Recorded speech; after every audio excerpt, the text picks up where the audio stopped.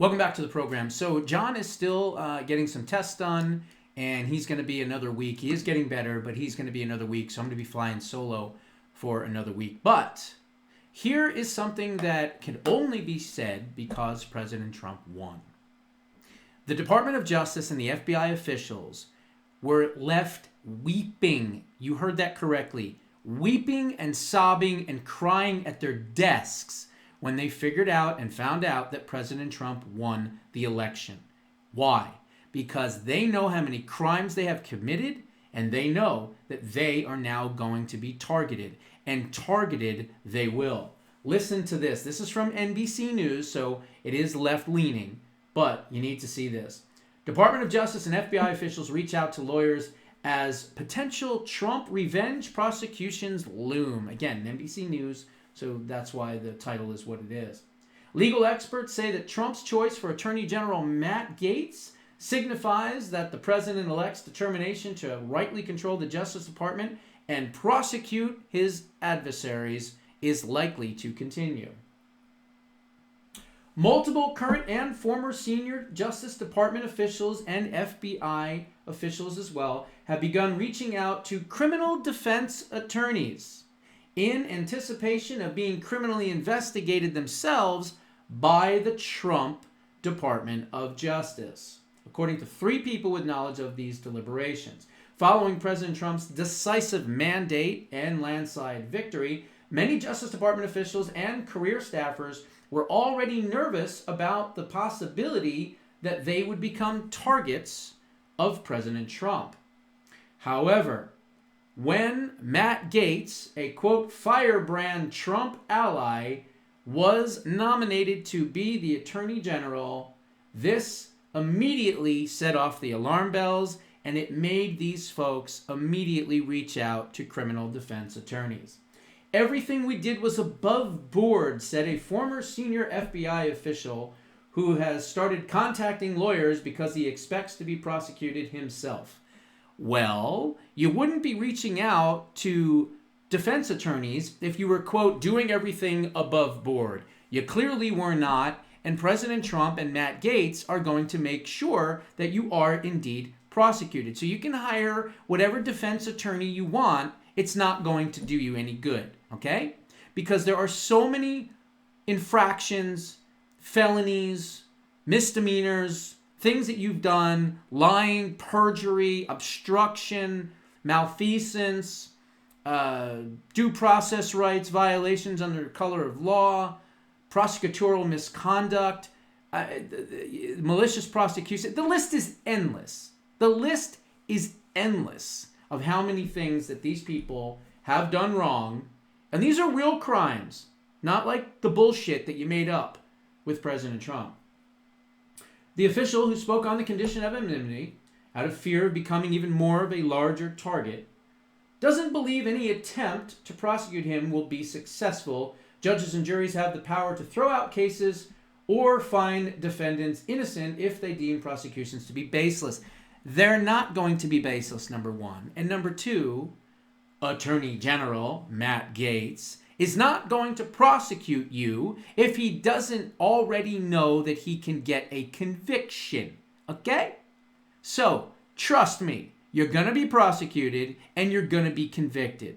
So you either need to leave the United States of America and go to a country that doesn't have an extradition treaty, or you can run, but you can't hide. Because these crooked bastards in the Department of Justice and the FBI, we're all going to hunt you down. You are now going to be the hunted, okay? You are our prey. And in particular, Matt Gaetz and Department of Justice's prey. So this is wonderful, wonderful news. Let's see. But like many other current and former Justice Department officials, this person is bracing for a potentially long and costly legal battle, as well as the possibility of protracted congressional investigations after President Trump takes office this January. Career FBI employees are especially vulnerable, the office added, since they make less money and they would be in the private sector. They rely on the pensions that they receive after 20 years. Well, wouldn't that be wonderful to be convicted indicted, convicted, jailed, and then, of course, bye-bye pension. See you later, pension. Take flight, pension, because the pension's gone at that point, because they'll just sue and make sure that it's gone. If you're a convicted felon, you don't get your pension. Okay? That's just the way it works. The former senior Justice Department official who served during Trump's first term said he, too, saw Gates' nomination as a sign of the seriousness of the president-elect's vow to exact revenge on those who investigated him. He needs to be able to control the department, which he can do through a loyal attorney general beholden to him, the former Justice Department official said. Gates, who was the subject of other investigations, blah, blah, blah, blah, NBC News, it's all garbage, it's all bullshit, it doesn't matter. Trump is confident that Gates will do whatever Trump tells him to do, according to this official. Trump and his supporters have consistently argued that all of the criminal investigations against him have been politically motivated. Yes, they have. Every single one of them has. President Trump is innocent, and he hasn't done anything wrong. And I think the American people understood that. They know that, which is why they overwhelmingly voted to support him. Okay? If they thought that he was a, quote, convicted felon, like the left was hoping and praying, oh, let's just get a conviction on him so we can run that we're running against a convicted felon. Yeah. Meanwhile, you've got people saying, I'll take the hillbilly and the convict instead of Heels Up Headboard Harris. It didn't work. And the reason it didn't work is because everybody knew what was happening. They could see through it. They could see through the lies. They could see through the deception. And they could see the two-tier, million-tier, trillion-tier justice system at play here. And they said to themselves, well, wait a minute. If they're going to do it to President Trump, well, then they could probably do it to all of us as well. And what does President Trump always say? They're not after him. They're after us. He's just in the way. Well, now he certainly is in the way. He's in the way in a big way, and he's going to make sure that this two-tier justice system no longer exists when he's done with it. And then it says, weeks before Election Day, Stephen Chung, a spokesperson for Trump, called for the January 6 charges and all federal and state criminal charges against President Trump to be dropped. This entire case is a sham and a partisan, unconstitutional witch hunt that should be dismissed entirely, as should all of the remaining Democrat hoaxes, Chung said. Legal experts say that President Trump's goal in investigating his investigators is simple: intimidate anyone who dares to probe Trump's conduct. Trump aims to neutralize sources of power that may impede him, said Stephen Gillers, an ethics professor at NYU Law School. That includes the law and legal institutions. He will tolerate no interference when the department decisions will benefit President Trump and his buddies, and when his power can be deployed to retaliate against his enemies. Shock inside the Department of Justice. Justice Department officials, including Attorney General Merrick Garland, were shocked by President Trump's decisive election win. For the last 4 years, Garland has argued that strictly following post-Watergate norms that require the Justice Department to work in a nonpartisan manner in criminal investigations would restore public trust in the Justice Department. The problem here is it was partisan. The whole thing was partisan. You couldn't beat them. You couldn't beat them in the arena of ideas. You couldn't fill up stadiums. You couldn't get the love from the people that the people have for President Trump. Then you tried your Russia garbage. That didn't work. Then you tried impeachment 1. That didn't work. You tried impeachment 2. That didn't work. Then you said, okay, well, if we can't beat him, then we'll just figure out a way to set him up, entrap him, and file litigation and bullshit charges against him, and then we'll try to jail him. And if we can't jail him, then I guess we'll try to take him out. But that didn't work, thank God, either.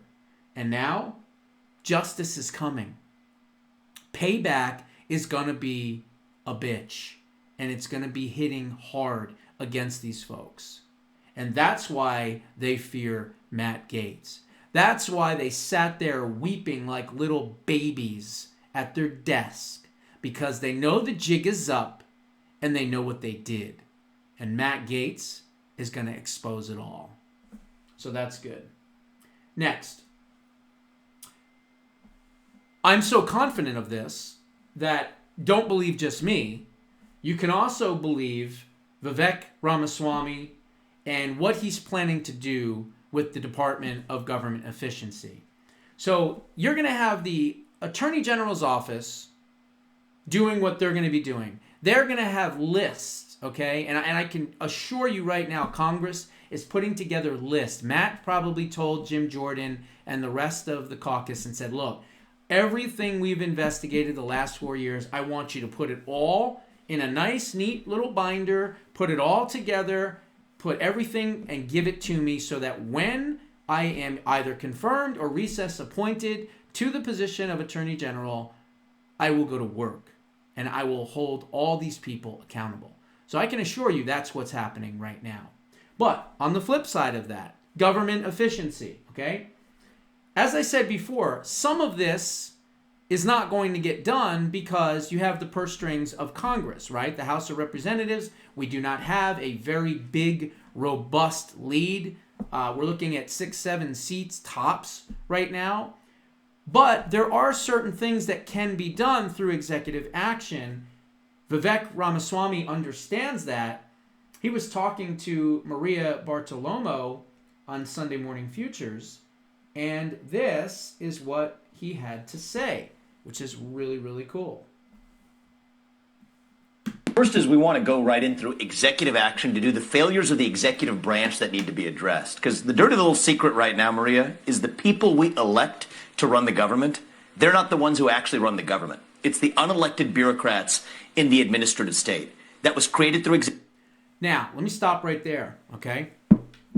In, shameless plug, Preserving Liberty, I talk about and suggest that we need to have a new rule or new law or legislation that basically says that an incoming administration, doesn't matter which party, an incoming administration is allowed to take the people that are entrenched in Washington and put every single one of them from the prior administration on notice that they have 30 days to reapply for their jobs. They meet with the transition team. The transition team can then go through and interview all these people. And the ones that they don't want to hire, they fire and they're gone forever. You change the Schedule F. I talk about that in the book as well. You change Schedule F back after Biden turned it the opposite way to protect the administrative class.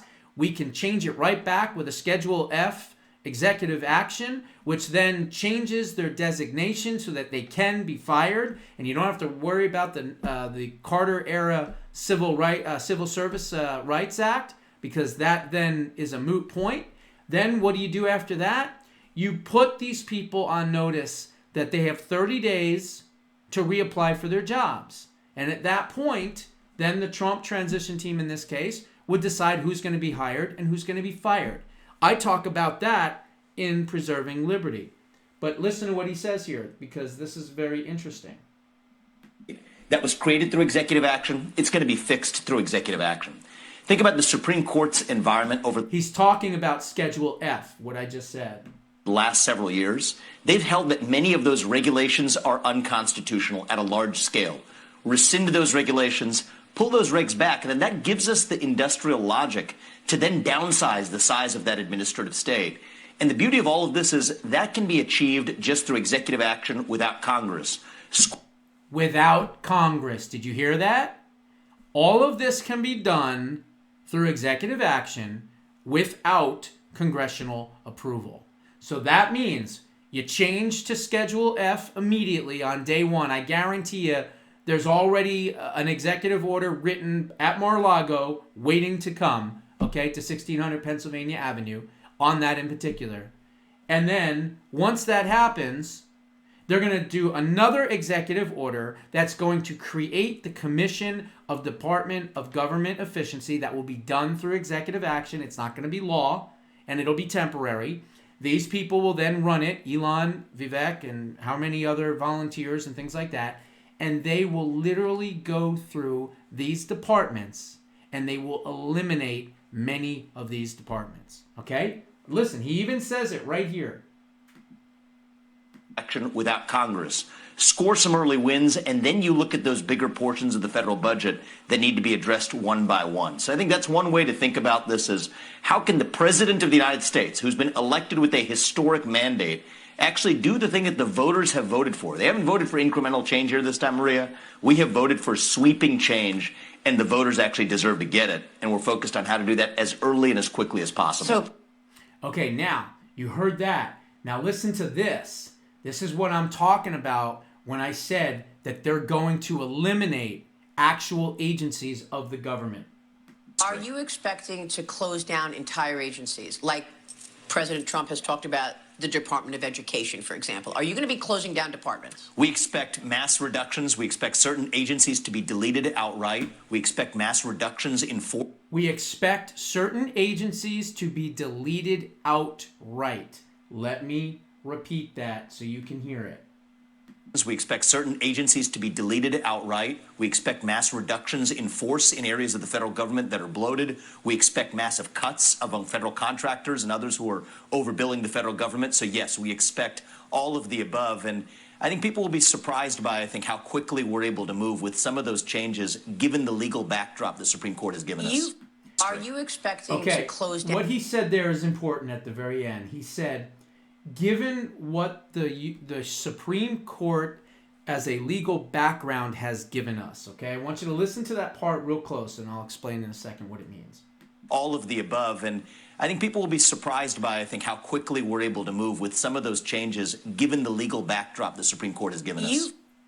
The legal backdrop the Supreme Court has given us. What is Vivek talking about? The Chevron doctrine. That's what he's talking about.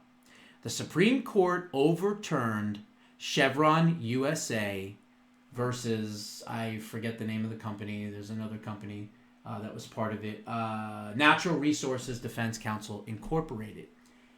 Now, what was this? Okay, so the Chevron doctrine was basically a guide, okay? When there was a dispute between a government agency and a private sector business, they erred on the side of caution and they punted the responsibility back to the government agency. So the government agency then had more control over the private sector, okay? So what it basically means is the Chevron doctrine established by the Supreme Court in 1984 case Chevron USA Incorporated versus Natural Resources Defense Council held that when a law is ambiguous, meaning we're not really sure what the law was supposed to mean. Is it supposed to favor the government agency? Is it supposed to favor the private sector? We're just not sure. So because of that, we're going to defer to the government agency to make the decision. That is no longer. So what does that mean? That means that these government agencies can no longer fight back against it. That's what it means. So then it says, held that when a law is ambiguous, courts should defer to an agency's interpretation of that law as long as the agency's interpretation is reasonable. This doctrine gave executive agencies considerable latitude in interpreting and implementing statutes, particularly in areas of complex regulation. So what it basically means is before, something like DOGE wouldn't even really be possible, because the agencies would have had the upper hand. And if someone would have went in as an efficiency expert and said, hey, sorry, we're cutting your departments, we're cutting this, we're cutting that, they would go, sorry, I don't agree with you. And the Chevron doctrine says, I don't have to. But the Supreme Court killed the Chevron doctrine, thus making this possible. So that's when he said, to the backdrop of what the Supreme Court has given us. That is what he means. So what does this mean ultimately? It means that we are going to cut a lot of these agencies and a lot of these people. And that should have everybody smiling and jumping up and down for joy. Okay? And honestly, what he should do, he should fill out his cabinet do what he's doing, fill out the cabinet, purposely leave the Department of Education empty. And then when the media says, Mr. President, we've noticed that you filled out every position in your cabinet, but we noticed that you don't have a Department of Education secretary. Who do you have in mind for that position? And President Trump could look directly at that prostitute in the media and go, actually, nobody. And they're going to go, what do you mean, nobody? You got to have someone. No, actually, we're not. We're going to leave the building completely empty after we fire every single employee at the Department of Education, and then we're going to padlock it, and we're going to leave it vacant for the next 4 years. Let that sink in. Let's see the look on the media person's face when President Trump says something like that, and I hope and pray that he does, because we don't need a Department of Education. And quite frankly, we don't need a department of a lot of these things. So hopefully a lot of these agencies are going to go bye-bye, okay? So we'll see what happens. Last thing I wanted to talk about was this. President Trump, I talked about this yesterday. Could we be seeing an end possibly to censorship in this country against conservatives? Gosh, I hope so. Because President Trump has now announced that Brendan Carr, as I talked about yesterday, is now the chairman of the FCC. He was the senior Republican leader on the commission, but now he's been nominated to be the FCC chairman. And from what I can tell, this guy believes in freedom of speech. From President Trump on Truth Social. I am pleased to announce that Commissioner Brendan Carr will be the chairman of the Federal Communications Commission, the FCC. Commissioner Carr currently serves as a senior Republican member on the FCC. Before that, he was the agency's general counsel.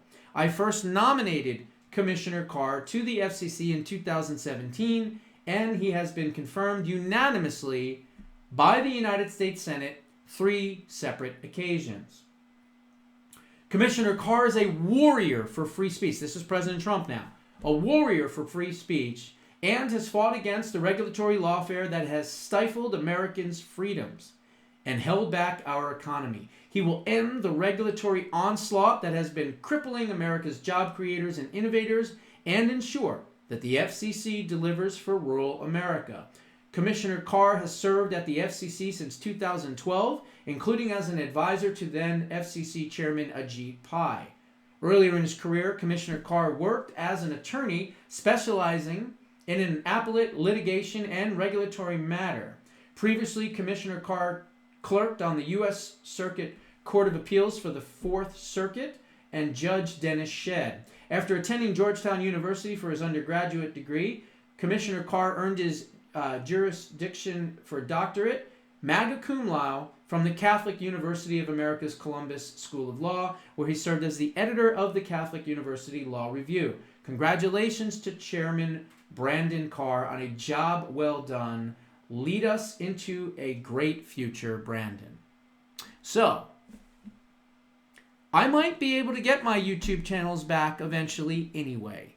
So YouTube, you can suck it, okay? Because I've asked for appeals and you've denied me for 4 years, and I'm not going to ask anymore. I'm going to wait for Commissioner Carr to change the rules of the FCC guidelines, which will force you left-leaning social media companies to let people like me back on, God willing. Those are my thoughts. What are yours? Put them down in the comments below. We'll see you in the next one.